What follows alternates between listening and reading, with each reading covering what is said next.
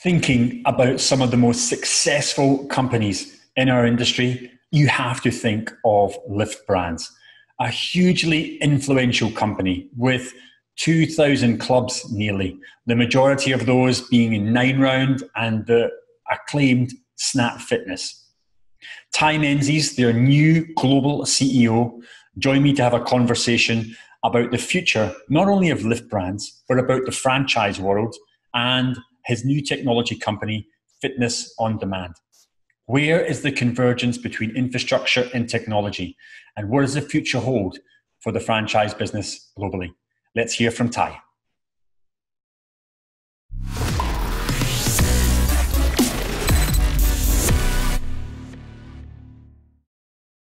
Ty, thank you very much for joining us here today.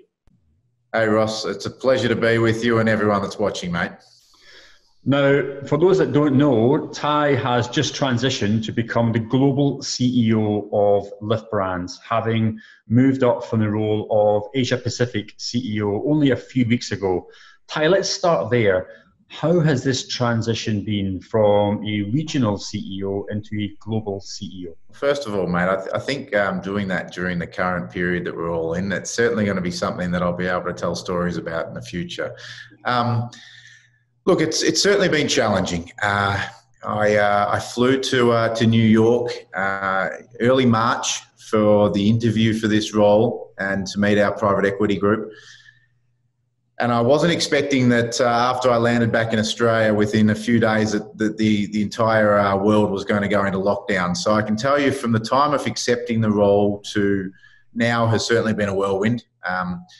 Now, if I talk to the APAC CEO role, I've been in the business for quite some time and had a lot of autonomy in the role in that space. And so was really able to run the business in the direction that I needed to. I didn't have anyone breathing down my neck, and certainly from the previous global CEO gave us that rope to really run the business. And that's kind of allowed me to sort of step into the business here and really bring with me a lot of what we've learned through the APAC region. We've been very successful in the APAC region, and that's really I'm able to translate that back over to here.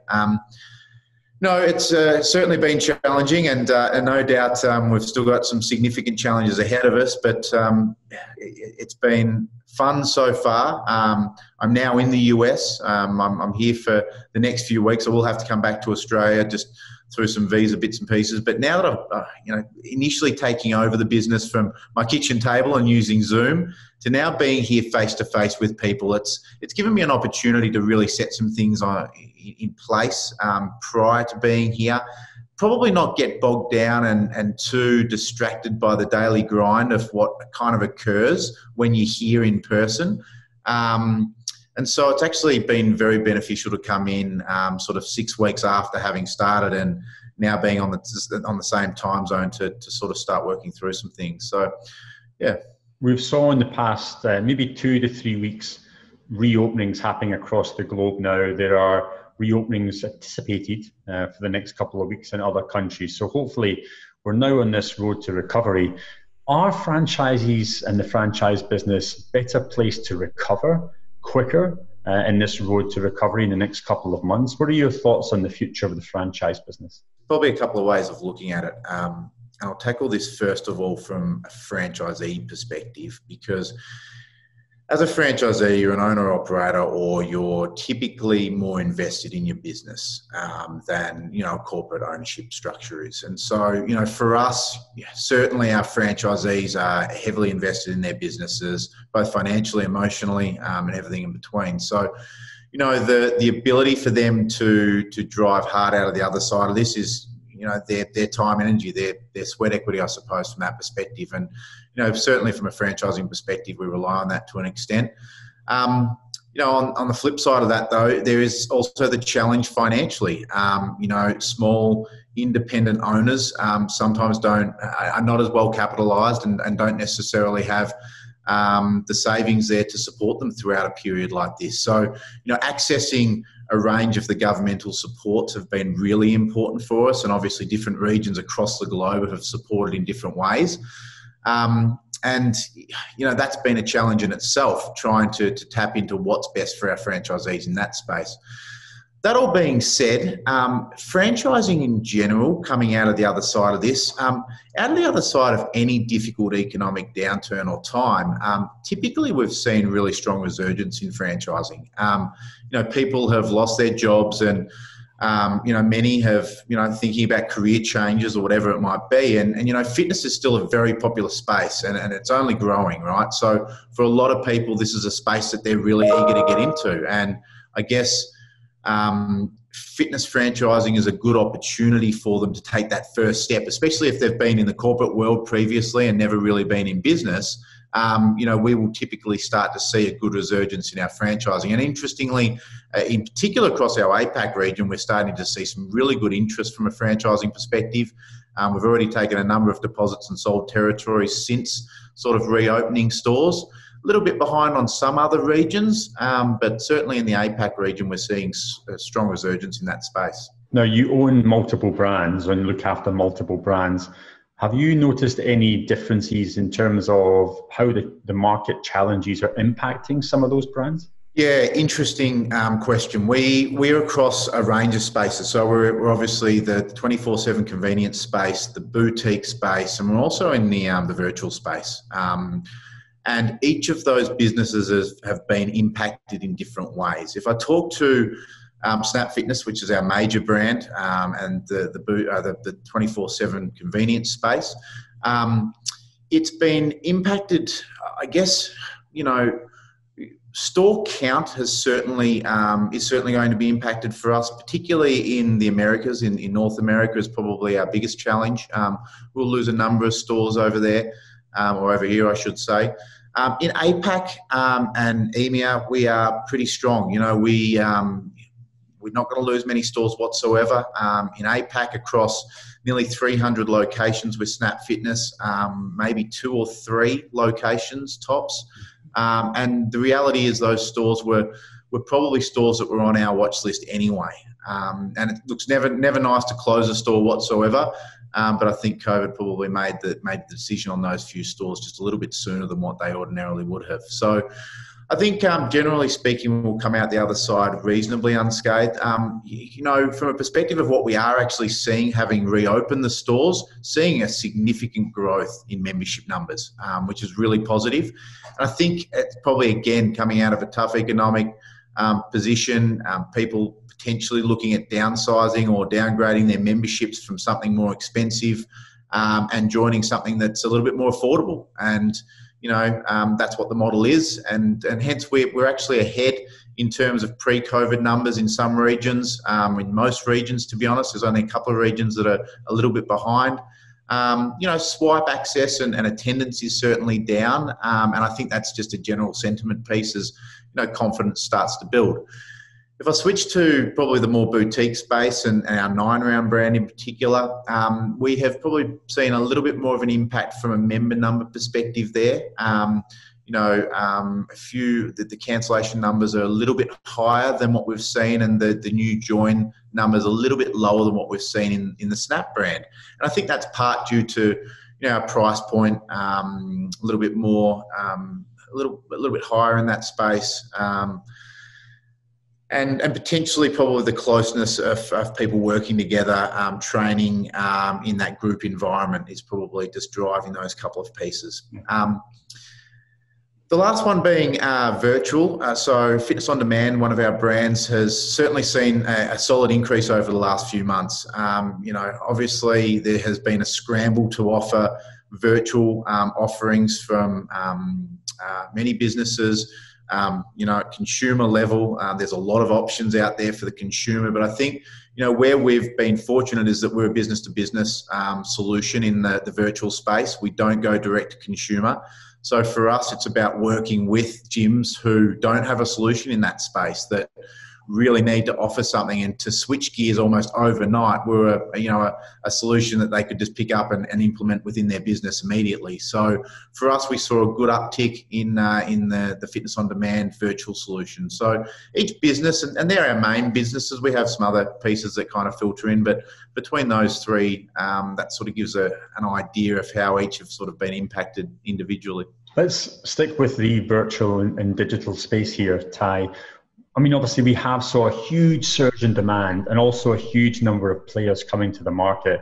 It's quite crowded. How are you managing to have success in the marketplace? And what's your thoughts in terms of what the next couple of months holds for virtual? Are you expecting a drop off in demand? Are you expecting perhaps more investment into different areas of content? How do you see this playing out? Yeah, it's a great question, and one that our FOD CEO would answer very concisely. But I will do my best to answer it. For me, virtual absolutely is probably pushed forward. I think 12 to 24 months earlier than what it probably was tracking. It's been there. We've been in the virtual space for quite some time in FOD, and we have been developing our product at a reasonable rate. We have significantly increased our investment in that space now for FOD, and there's a number of items that were on our agenda over the next 3-year plan that have really been pushed into the next 6 to 9 months.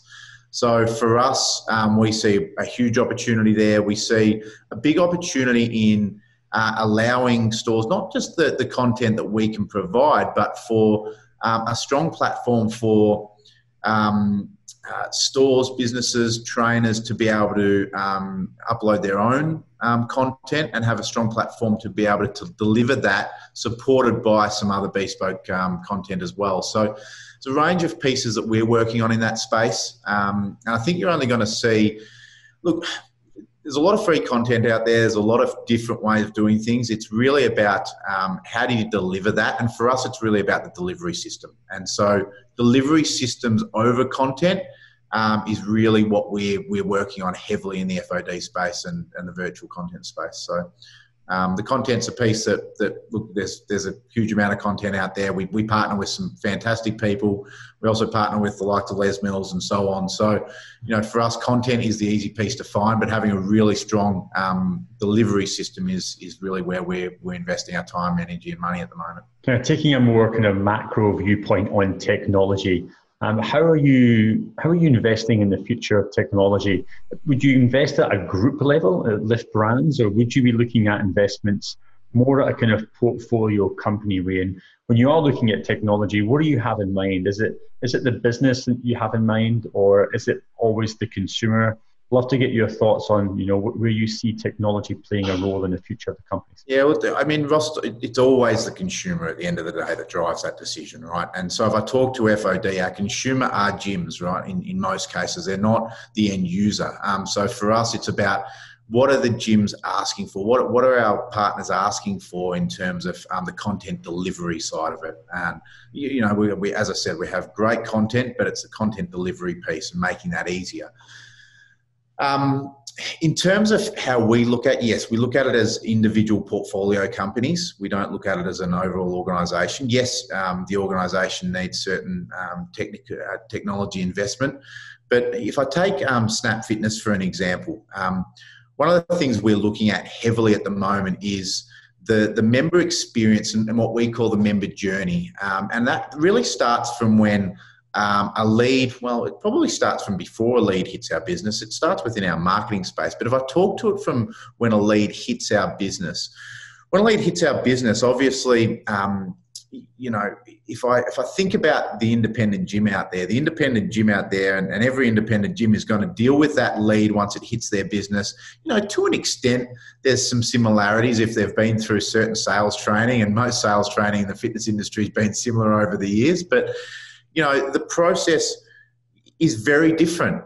Everyone deals with it differently. They onboard their members differently. For us, one of the big spaces we're investing in to ensure that we deliver a unified experience for our new member is in that onboarding piece. So everything from when the lead hits the business, how we deal with that lead through the sales process as they join on the day, and how they're inducted into the business from an onboarding perspective, what communication they receive, how we get them into a member journey that facilitates their goals, and reward them along the way as well. So it's very hard for us to standardize that process if we don't have technology supporting it. So for us, we're investing quite heavily in that space at the moment.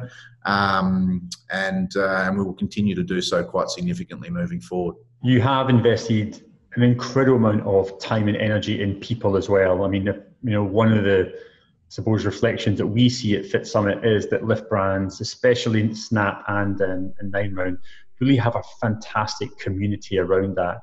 A quick question about leadership, perhaps, because you've walked into this role, and of course, one of the things you have to do is build and reinforce this atmosphere of resilience and purpose. At the same time, you've also got to work with the culture of the team, and at the same time, you've also got to look at the long-term vision of the company. How do you balance that out as a leader? I mean, it sounds incredibly challenging, especially in a global scale, Ty. What are some of the reflections that you have, and maybe some of the lessons that you've learned? Yeah, I could probably easier draw you a map than talk to it, mate. But look, probably the first point is that it's about people at the end of the day, right? And we can talk to strategy all we want in business, but at the end of the day, it's the people that are going to drive us to where we need to be.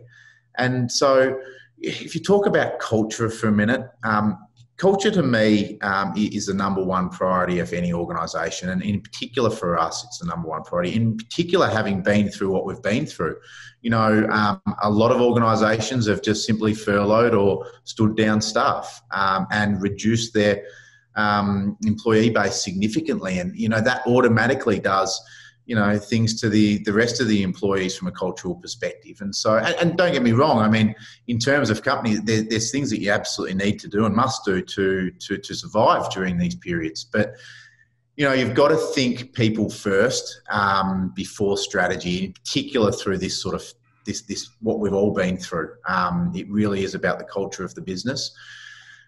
For me, look, we've got some great individual leaders of each business. They have a lot of autonomy around the business. Obviously, they all, we work in a very agile type environment and management structure. So we don't, most of our planning is sort of 90 days ahead. Obviously we have, we've got our 4-year goal, which is broken down into sort of a 12-month plan, but that's very high level. Where we get quite granular is the next 90 days, and we review that on a 90-day basis quite significantly, and obviously meet with it from an agile perspective weekly, and that's about as much as we do. For me, strategy is very fluid. We need to have a good idea of where we're heading, and we need to be very agile in that process, and probably that's been able to see us through, and we've been able to pivot reasonably well in some instances, having hit COVID. Obviously, no doubt it's still been a challenge for us, but we've been able to retain our entire staff.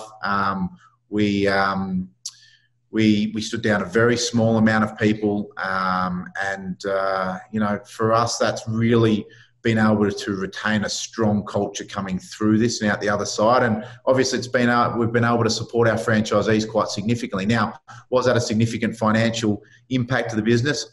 Absolutely. It was a decision that we made was more culturally beneficial for both our franchisees and our employees here to come out of the other side of COVID really strongly, than to really significantly cut in that space. So I think when we talk to culture, that's the number one driver of the business. Where I put a lot of my attention is in the people piece. And from a strategy perspective, we keep it very agile, focus on the next 90 days ahead of us, and the key priorities of the business. And typically that's worked quite well. Look, I'm sure those tough decisions will pay dividends down the future for all the brands, Ty. Let's maybe wrap up and look maybe about what excites you most about the future of the industry. I know, of course, you've come from Asia Pacific. So what are your thoughts on the future of the market for Asia Pacific? And then maybe just to wrap it all up, what excites you most about the future of the global marketplace? Yeah, totally. Let me talk to APAC for a minute, because I know a lot that will be watching are specific to APAC, and that's it's where I started my career. And I think the opportunity through APAC is huge. The emerging economies is,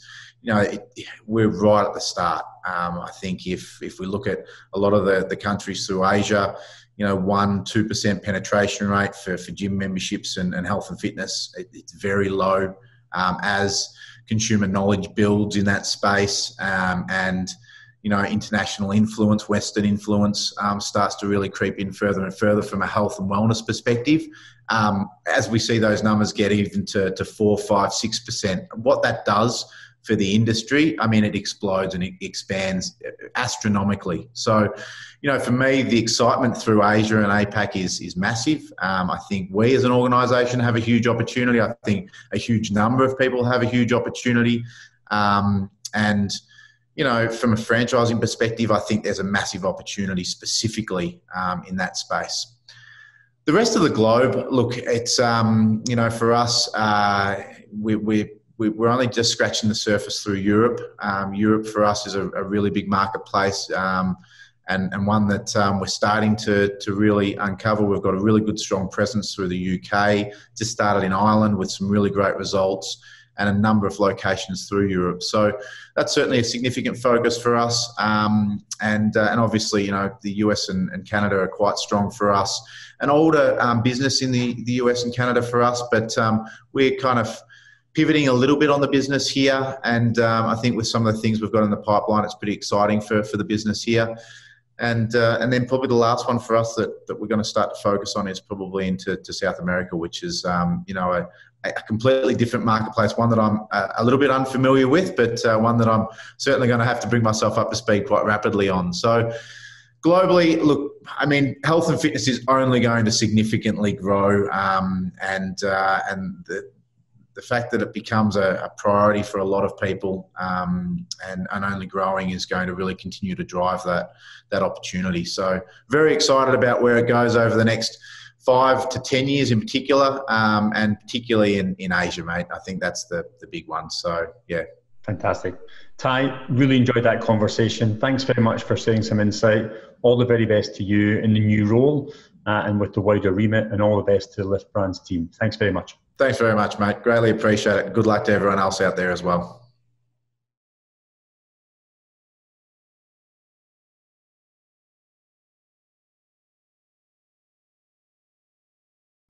Hi guys, I'm Victoria Martin, co-founder of Boom, which is a functional fitness and boxing studio in Singapore. I'm really excited to connect with some new faces and reconnect with some familiar ones over the next online Fit Summit. I think the beauty about the fitness industry is that it's an incredibly community-based, relationship-based industry, more so than many others. And in the last few months, given this pandemic and given the limitations of social interactions and physical interactions, connecting has been a lot more difficult and has had to be very deliberate. But the beauty with online and virtual events is that it's physically accessible in that you can be obviously anywhere. To join a community event, you can be in any time zone, you can be even in the comforts of your own home, in your own bed, all just to be part of a community that wishes to support one another, that wants to share ideas, collaborate, and together obviously rise beyond difficult times, because we're in this together and nobody understands what we're going through best than the people who are in the same industry. So connect with you guys soon.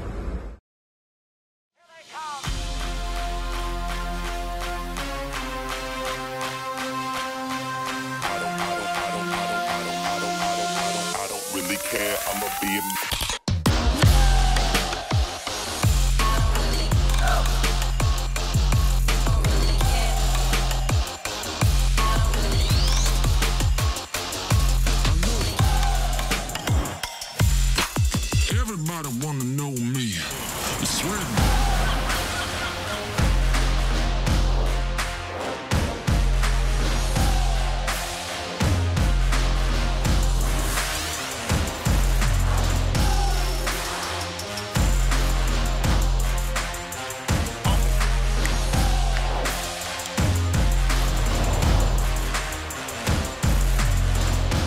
DJ play it again, like.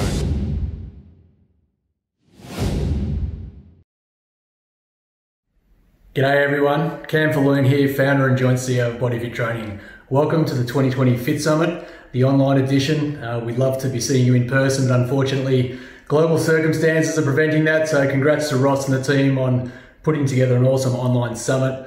I really look forward to answering your questions and speaking all things franchising, and in particular, educating you about Body Fit Training, our progressive, results-driven group training model. We look forward to seeing you.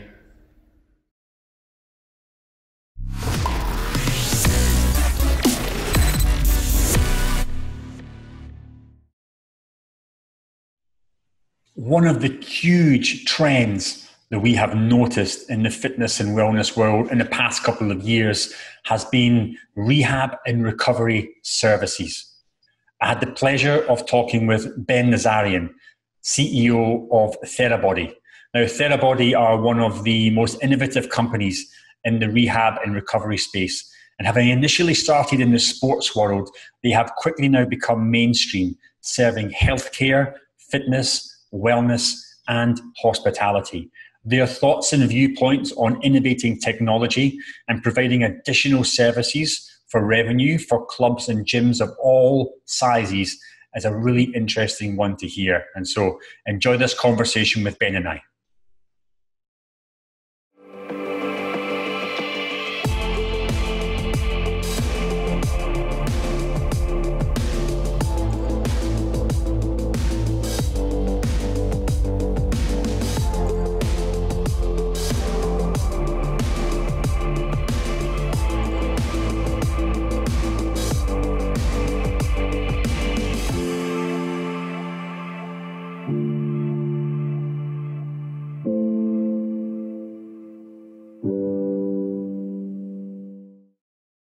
I have the pleasure today of interviewing Ben Nazarian, the Chief Executive Officer of Therabody.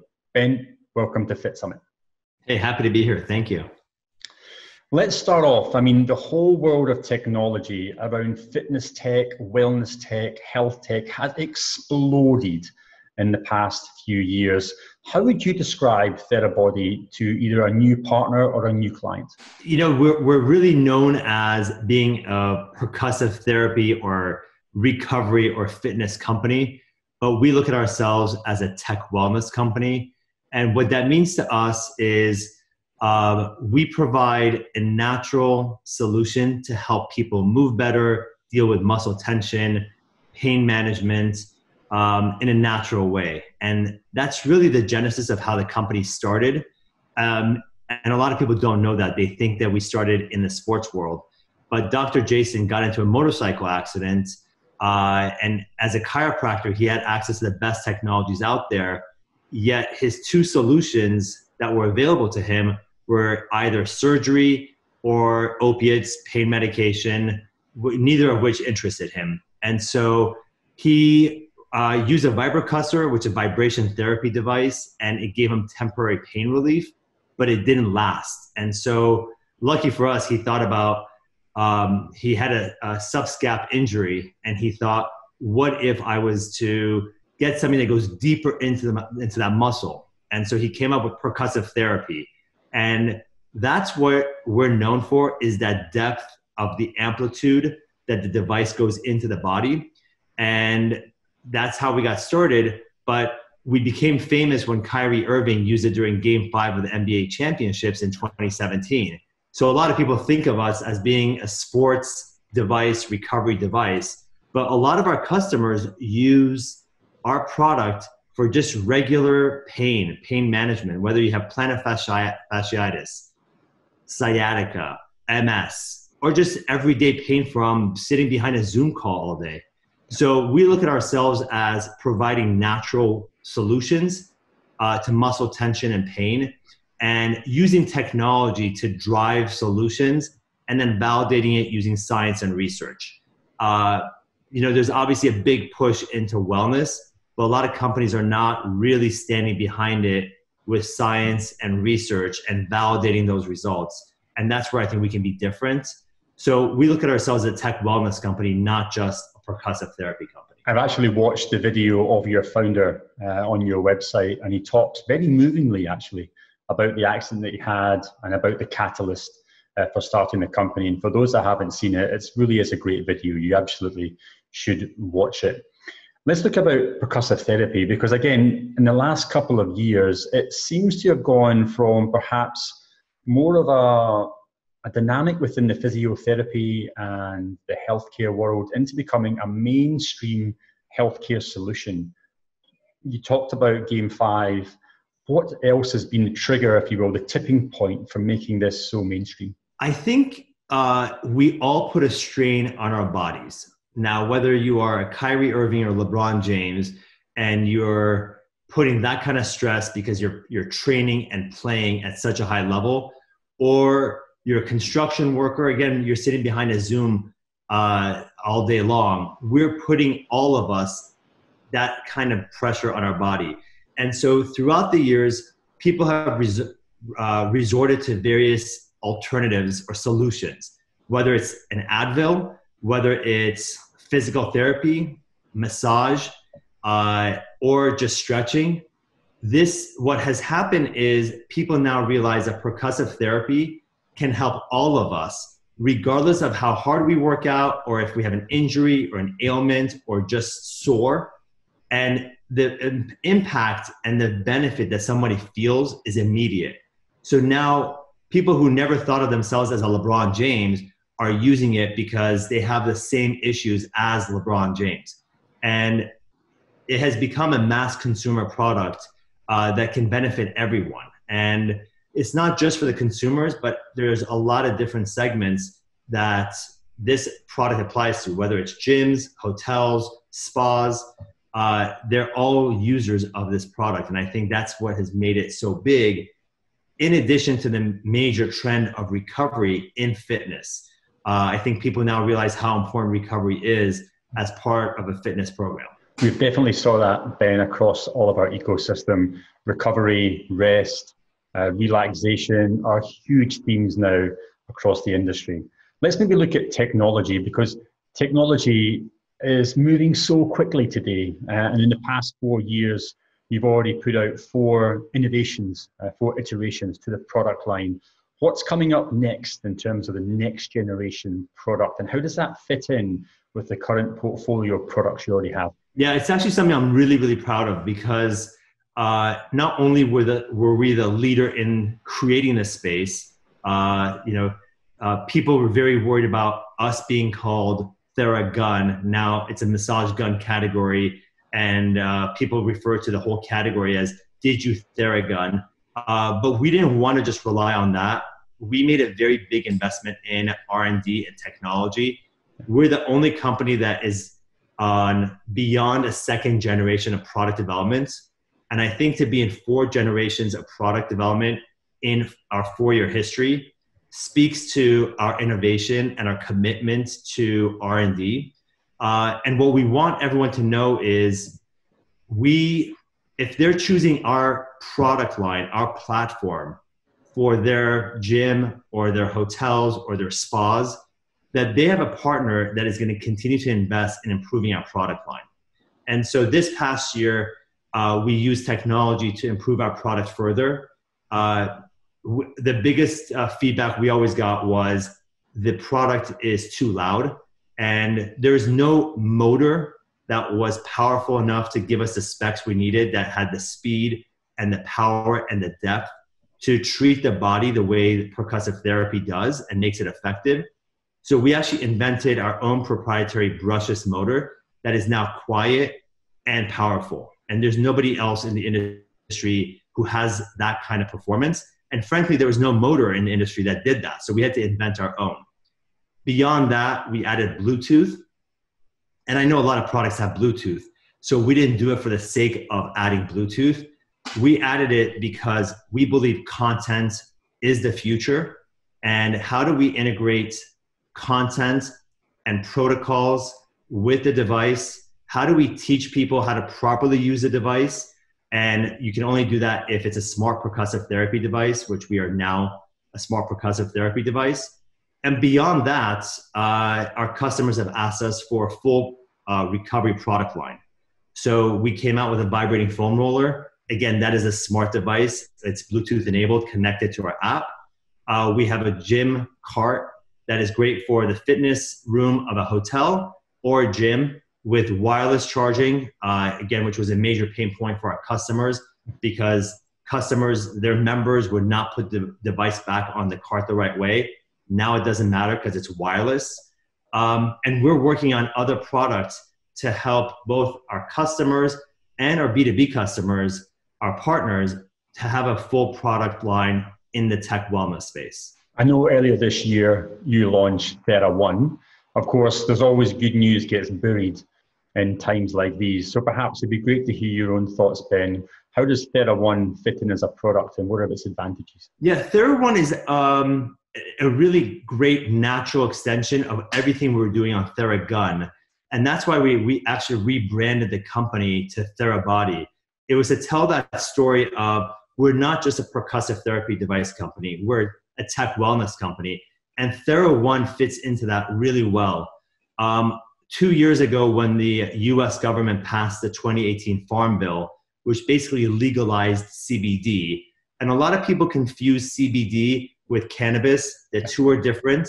CBD does not have the psychoactive ingredients that gives you the high, but it has the benefits naturally of a lot of pain medication. And so it's an effective natural plant. And I think people are afraid of it because they associate it with cannabis. But our pro athletes that work with us, Jason's patients, Dr. Jason's patients, were asking about CBD, whether he believed in it, whether it works, if it's effective. And more importantly, some of them were already using it and telling us how effective it was. How do they use it with Theragun? And Dr. Jason always used different creams and oils as part of his treating his patients. So we were always very intrigued by it. And we realized it works, and it works very well with Theragun. And it's another natural solution. But there's no company out there who is really doing it the right way.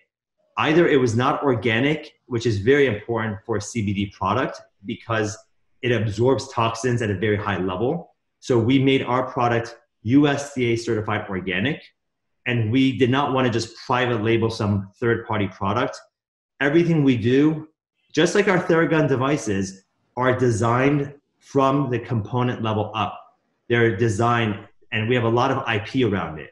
And we took the same approach of R&D and engineering with our Thera1 CBD line, where we engineered it from scratch. So we have our own dedicated farm that's USDA certified organic.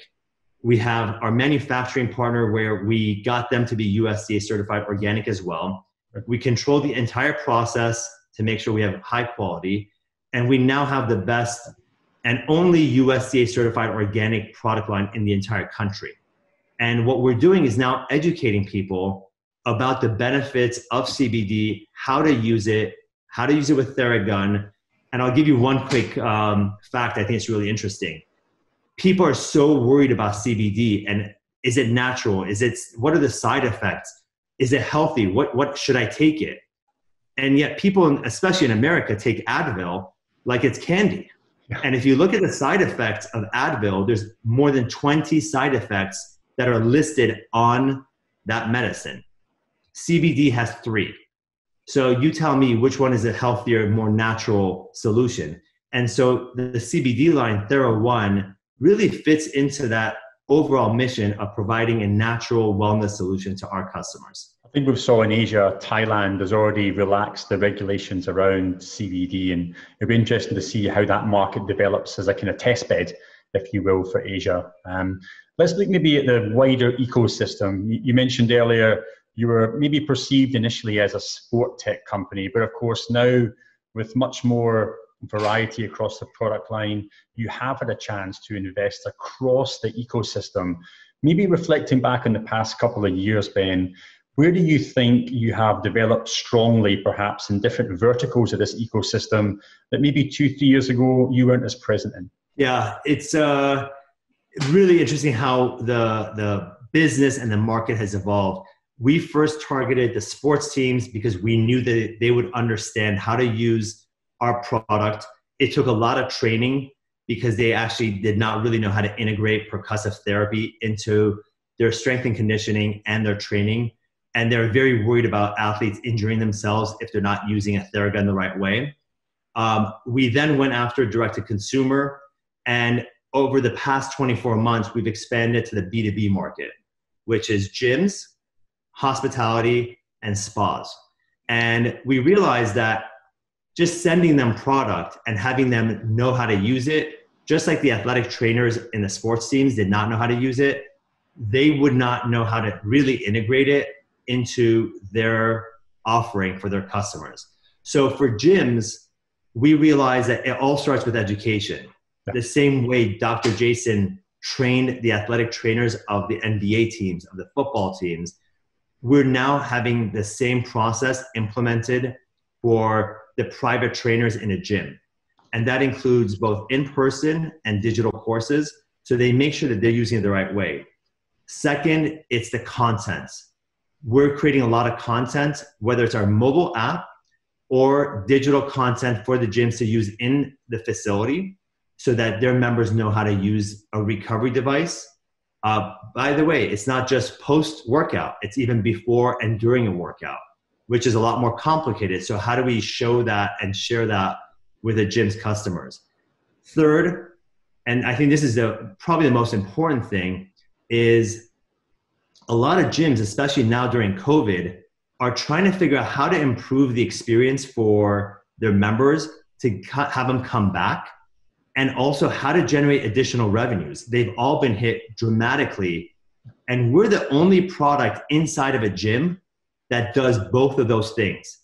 It drives a better member experience because they allows them to recover faster, so they're not sore, more likely to come back, and keeps retention at a higher level. But secondly, there's a huge retail opportunity for a gym to sell a Theragun device to its members. So they're generating revenues in a way that you can't generate revenues by selling a treadmill to your customer or dumbbells or barbells. They go to the gym to get access to that equipment. But we have a very high success rate of gyms selling a Theragun device to the members. And so we've created an infrastructure, both e-commerce as well as retail support, to help our gym customers generate incremental revenue. And then I would say fourth is the product quality. We're the only company in the entire industry that has a commercial grade device. And that means that our motor has a longer life cycle. The components are commercial grade. And whoever has seen the Pro knows that if you drop that thing, nothing happens to it. In addition to that, our attachments are all closed cell foam. And we realized 2 years ago that these open foam balls that you see on all these other knockoff devices, it doesn't work in a commercial setting because it collects oil and sweat and now viruses. And so you can't wipe those down. Our devices, our attachments are completely closed cell. So you can take an antimicrobial wipe and sanitize the device and the attachments so you can let your members use it just like any other gym equipment. And I think it's going to be a major issue for gyms. If they don't have a device that is closed cell foam, they cannot be using it, or at least should not be using it during this COVID environment. Yeah, it's a really interesting point, Ben. I think we've saw a lot of gyms or clubs is a wider level who have struggled with really determining what type of ancillary revenue strategies they're going. Are they doing nutrition? Are they doing apparel? Are they doing body composition analysis? And coming back to your point, I think there are certain themes in tomorrow's marketplace that will be really important for customers, especially as they envisage more of a health solution. And so I think, nutrition has always been a really interesting one for us, but there's such slim margins for gyms and clubs to make money from that. It's almost seen as a value add, but not a revenue add to the business. So interesting to see how that dynamic plays out. Let's dig a bit deeper into hotels and resorts and retreats, because we saw from the Fit Summit a huge number of these guys now moving from perhaps more of a spa, massage based product offering into more of this fitness, well-being, lifestyle, fitness tech, wellness tech aspect. How are your relationships panning out with hotels? What are you offering them similar to gyms? Maybe if you can elaborate a little bit more on that. Absolutely. I think hospitality is a really interesting opportunity. The more innovative hotels have started really not just driving a great fitness center as a differentiator. Now they're adding fitness in the room or fitness rooms because they realize fitness is an important part of a customer experience or as a way to drive differentiation. But now they're adding recovery. And again, it goes back to our device is not just for the gym goer. It's not just for fitness. You know, when I travel, especially internationally, get off the plane, I'm sore from sitting in a tight space for 12 to 14 hours, carrying luggage. You know, who does not want a massage immediately? And we don't always have time for it or the spa's closed. So now a Theragun percussive massage therapy device can be a great alternative to a spa. But we are having actually the most success even during COVID with spas adopting our devices. They're using it as a revenue enhancement opportunity. And what that means is we are training the massage therapists and they are adding a Theragun treatment as an add-on to a Swedish or deep tissue massage. And so they're charging for that. And so now it's incremental revenue. And so basically what they're doing is no longer are they investing or expensing a Theragun. Our device is actually a profit driver for them. And the payback is less than a month. The numbers are staggering. And so hotels who have cut back on CapEx dramatically are investing in having their spas provide a Theragun because they realize it's an incremental revenue generator for them. And everyone needs new ways of driving revenues. Let's maybe turn to partnerships, because of course you have deep partnerships with many sports clubs from your evolution beginning. How have these partnerships evolved in the past couple of years? What do you look for when you're actually looking to try and generate new partnerships? Is it quality? Is it values? Is it distribution? Is there synergies? I'd love to get your thoughts on perhaps what you're looking for in partnerships and maybe a few examples of what's really working for you guys and helping transform the company. Sure. I'll split up partnerships into fitness and then non-fitness.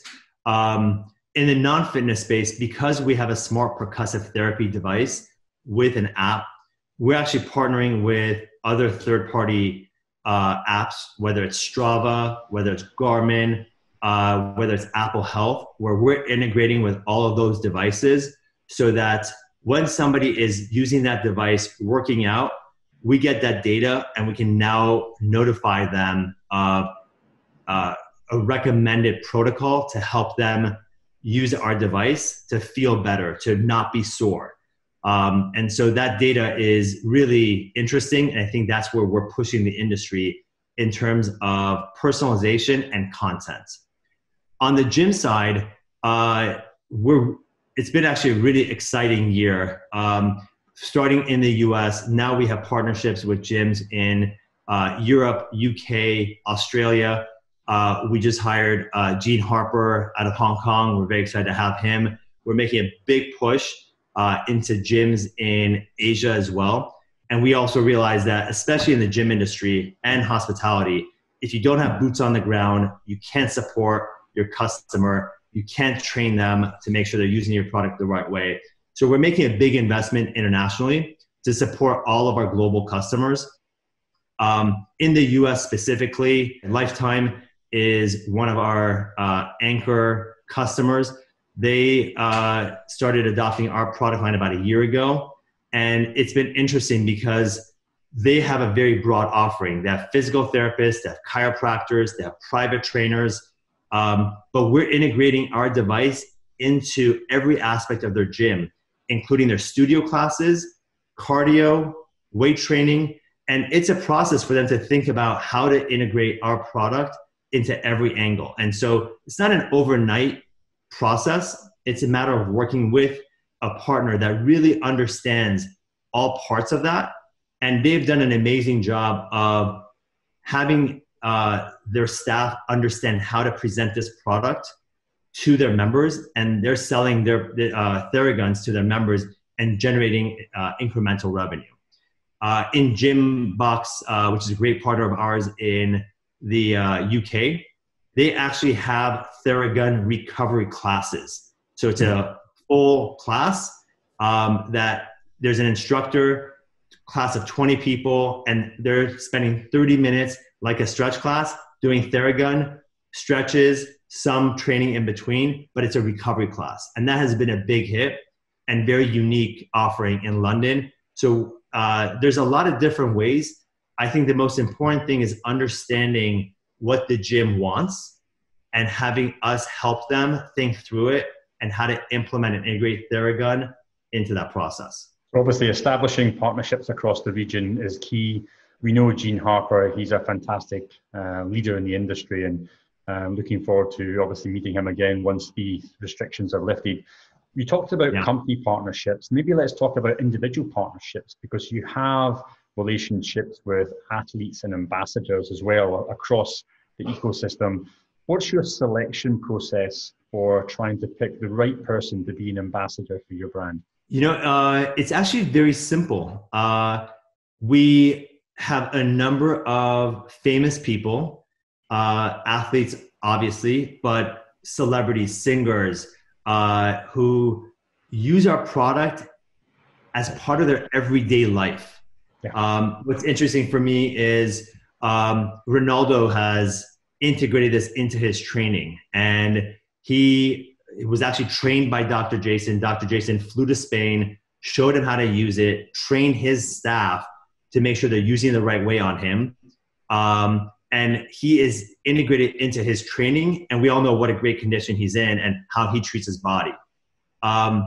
So it's really about working with people who truly understand how to take care of their body and why this is an important part of it. And if you don't know, I think it's very difficult to really train hard if you don't understand recovery as a component of that. So the people we work with are already using the product. They already know how to use it. They love using it. And we've never really worked with anyone who doesn't know how to use it and they're a spokesperson for the product without believing in it, using it, and integrating it. You know, people have asked me, how did Shakira, the Kardashians, I mean, it's a long list of people, Justin Timberlake, Kevin Hart, all these people have posted, and we never paid them to do so. They just do it because it's part of who they are. And I think that talks about the value of the product and the power of the brand, because they want to associate themselves with a positive company that is helping them do what they do, but do it better. And that's a great story that they're all telling. And so we only work with people who truly value wellness, their body, and are looking to make a difference. Sure. Well, look, Ben, the future for Therabody seems incredibly bright. What's going to determine your continued success for the next couple of years? You know, I think, first of all, we are really all just so excited and proud that we launched this company 4 years ago, and we're now in 60 plus countries. We have customers around the globe. We actually have customers in more than 100 countries. And I don't think when we first started 4 years ago, we thought this would be a whole category and its own phenomenon. Just looking back, we're very, very proud of that. The future is, I think, so bright and unlimited, both for Theragun, because there's so many people who don't know about our product and how to use it and how it can benefit them. But beyond that, we have TheraOne, which is our CBD line. And if we look at ourselves as a tech wellness company, we're constantly thinking about how can we help people's lives? How can we help them live a natural, healthier lifestyle? And there's a lot of opportunities that have not yet been touched. And I think Asia is actually so into wellness and natural solutions. We can learn a lot from them. And we're constantly looking at our customers. What are they doing? And what are the things that they're doing that we could live, that we can implement and teach our own customers? And it's not just even about profits. I mean, it's about helping them understand how to live a better lifestyle. And maybe that's meditation and thinking through that and including that in our app. So I think there's a lot of opportunities that the possibilities are endless right now. Well, Ben, with the market moving the way it is towards recovery and rehab and wellness and lifestyle, I'm really excited for you in the future. You know what lies ahead from Therabody. Ben Nazarian, thank you very much for joining us today. Hey, thank you. I really appreciate the time, and thank you.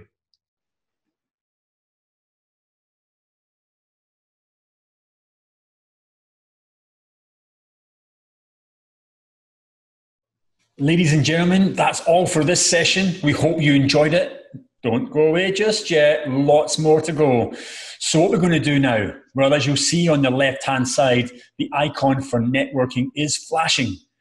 Jump on your webcam, meet some new people. As you meet those people, press the connect button and you'll share those contact information details with each other after the event.